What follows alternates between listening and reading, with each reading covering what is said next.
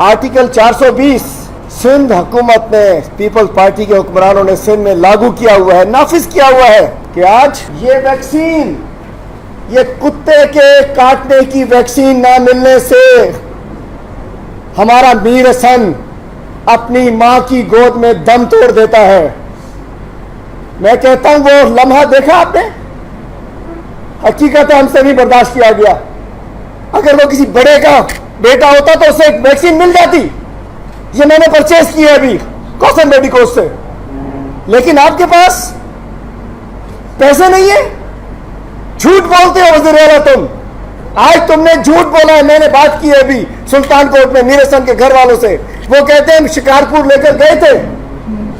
झूठ बोलते हो कि हम गए, इसको जरा बंद कीजिएगा, कि हम वो वक्त पर लेकर नहीं आए। तुम्हारे पास ये वैक्सीन नहीं है। सिंध के हुक्मरानों, तुम्हारे पास तुम्हारे लिए सब कुछ है। तुम्हारे पास वो सब कुछ है जिसमें तुम्हें तकवीत मिलती है। गरीब के बच्चे को कुत्ते की वैक्सीन नहीं मिल रही है। तुम्हारी ये मोहतरमा वजीर साहबा बोलती है, वजीर साहबा बच्चे आपके भी है, मेरे भी है, उस मासूम मां के भी हैं जिसकी गोद में एड़ियां रगड़ के कल मासूम मीर हसन अपनों ने अपनी जान दी है। और आज आप बोलते हो कि वो गए नहीं। बच्चा सबका बराबर होता है। जितना बीबी को अपना बिलावल प्यारा है, जितना इमरान खान साहब को अपने बच्चे प्यारे हैं, जितनी नवाज शरीफ को अपनी मरियम प्यारी है, मेरे ख्याल है उतना ही प्यारा ये मीर हसन भी था उसकी वालदा को और उसके बाप को। लेकिन आपने नहीं दी। और आप क्यों दोगे? आपका वास्ता क्या? आपकी वजीर साहबा 21 अगस्त को गवाह रहना मीडिया के मेरे दोस्तों। 21 अगस्त को मैंने अभी आपको शेयर भी करता हूं, मैंने इसी असेंबली में, जिसको उन्होंने असेंबली को ड्रामा बनाया हुआ है, वो असेंबली जो सिर्फ प्रोडक्शन ऑर्डर्स के लिए है, वो असेंबली जो नैब जदगान को बचाने के लिए है। मैंने इस असेंबली में कहा कि लाड़काना में वैक्सीन नहीं है। मैं कहता हूं कातिल है सिंध के हुक्मरान। मैंने कहा था 21 तारीख को कि लाड़काना में वैक्सीन नहीं है। रिकॉर्ड निकालिए असेंबली का। तो तुम्हारे कान पे 21 अगस्त ये वाली इसी असेंबली में, जिसको मेरी बातों को मजाक उड़ा दिया जाता है, और एक वो चोर डाकू मुकेश कुमार चावला, जिसने सिंध को पानी से ज्यादा शराब पिला दी, जिसने इतने शराब खाने खुलवा दिए कि हमारे नस्लें तबाह हो गई, हमारे बच्चे तबाह हो गए, जिसने एक्साइज को तबाह कर दिया, जिसने एक्साइज में 477 गाड़ियां जाली रजिस्टर कर दी, जिसने एक्साइज में सब धोलाबरी कर दी, जो मुल्क इस सुबह सिंध में मंशियात फरोशी का मेन बाइस है, वो मुकेश कुमार चावला। जब अवाम की बात होती है तो उसकी जबान बंद हो जाती है। जब मिस्कीन की बात होती है, मुकेश कुमार चावला की आवाज बंद हो जाती है। जब किसी डाकू की, किसी डायन की, किसी चोर की, किसी लुटेरे की, किसी जालिम की बात होती है तो मुकेश कुमार चावला बाहर आ जाता है, आपे से बाहर हो जाता है। और ये क्या, कलवे को सोलर पे चलता है, फयाज बुट सोलर पैनल लगा हुआ उसके अंदर, पता है ना, करप्शन केसेस में वो लड़ने आ गया। शर्म नहीं आती? यहाँ की बॉक्सिंग का रिंग है इस असेंबली, लड़ो यार। मैं मुंह पे बोलता हूँ, हलीम आदिल शेख तुम्हारे शहरों में होता है, लड़ो आके मुझसे, लड़ो असेंबली से बाहर, लड़ो गेट के बाहर, असेंबली के अंदर मुंह से जवाब दो। आके बॉक्सिंग करते हैं, शर्म नहीं आती इन्हें? हलीम आदिल क्या करता है? मेरा गुनाह क्या है? मेरा गुनाह यह है कि जब मोहन के तुम एम्बुलेंस नहीं देते हो, जब अजरा पेची हो बिलावल की फुप्पो मोहन को एम्बुलेंस नहीं देती है मीरपुर खास में, और मोहन की लाश उसका बाप, उसका चचा, उसका मामू अपने सीने से लगा कर जाते हैं और एक्सीडेंट हो जाते हैं, बाप भी मर जाता है, चचा भी मर जाता है, तो हलीम आदिल वहां पहुंच जाता है। हलीम आदिल उनकी दादरसी करने पहुंच जाता है। उसके साथ हमारे MAN MPS भी होते हैं, दुआ भुट्टो साहिबा होती है, जयप्रकाश साहब होते हैं, लखानी साहब होते हैं, हमारी तंजीम के 50 लोग होते हैं, हम उनसे दादरसी करते हैं। ये हमारा गुनाह है। मुकेश कुमार वो हिंदू बरादरी के बच्चे थे, वो भील कम्युनिटी के बच्चे थे, लेकिन तेरा वास्ता तो उन लोगों से है जो तुम्हें भत्ते देते हैं। और मुझे पता है आजकल कौन चला रहा है। आजकल ये जाली अकाउंट वगैरह सारा सबसे बड़ा फाइनेंसर 2 नंबर कामों का मुकेश कुमार है और इसका भाई इस काम पे लगा हुआ है। 13 नंबर भी आएगा। बदतमीजी करते हो असेंबली में, हम असेंबली में आवाम की बात करते हैं और तुम आके वहां गालियां देते हो हमें। इंशाल्लाह बाकी लड़ना है, हलीम आदिल बाहर होता है, लड़ लो आके, मार लो आके, मार दो। तुम्हारी टारगेट, तुम्हारी ज़हनियत ये रही है। लेकिन हलीम आदिल इंशाल्लाह, मैं मोहन के पास भी गया, मैं असगर इसके मीर हसन के पास भी जाऊंगा और मैं निमरता के पास भी जाऊंगा। तुम्हारी वाइस चांसलर किसने लगाई?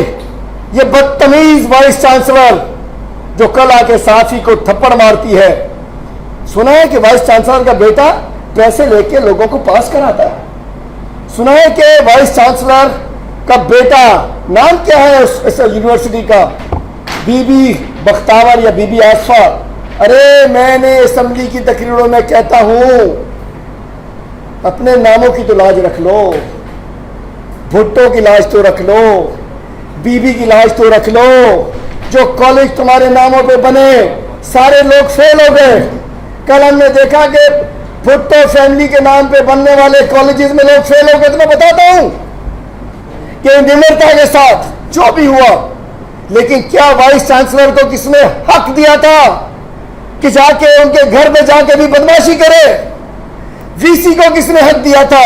ये वीसी किसकी होगी? किसी की परवरदा होगी, किसी ने लगाया होगा, किसी की सिफारिश भी होगी।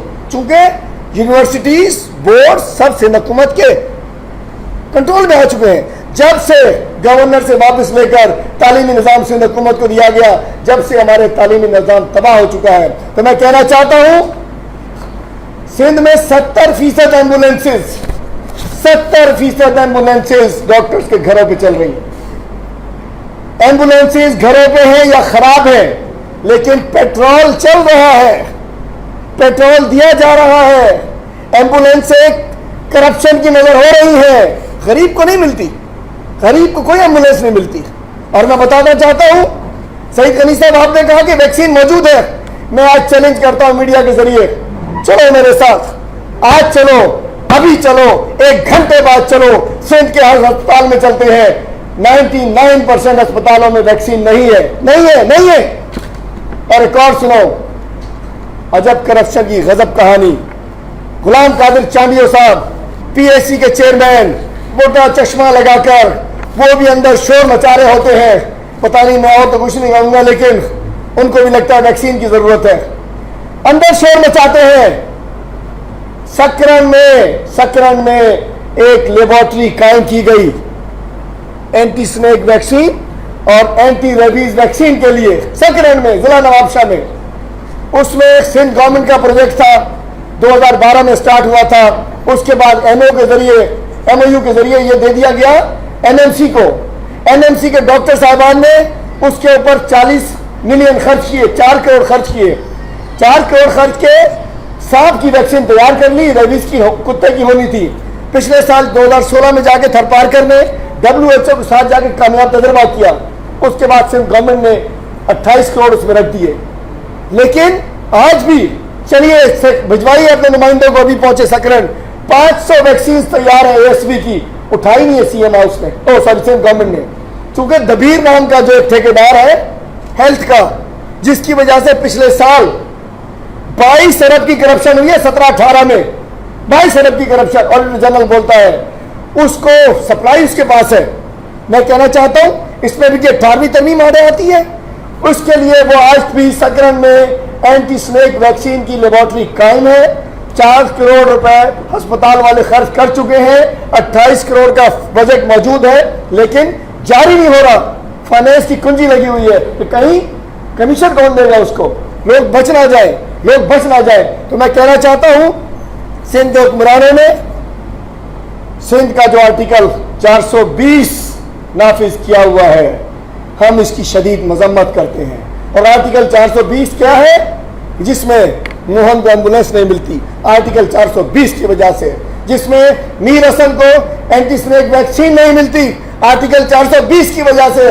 जिसमें बिलावल भुट्टो के नाम पे तमाम कॉलेजेस में बच्चे फेल हो जाते हैं आर्टिकल 420 की वजह से, जिसमें महकमा इरिगेशन में अभी कोई 10 अरब की करप्शन की तहकीकात हो रही है सिंध में आर्टिकल 420 की वजह से। सिंध में एक्साइज डिपार्टमेंट में 477 गाड़ियां, अफगानी गाड़ियां रजिस्टर हो जाती हैं, जाली शराब खाने खुलवाए जाते हैं, मुसलमानों को, आम बच्चों को, स्कूल के बच्चों को शराब बेची जाती है मुकेश कुमार के आर्टिकल 420 की वजह से।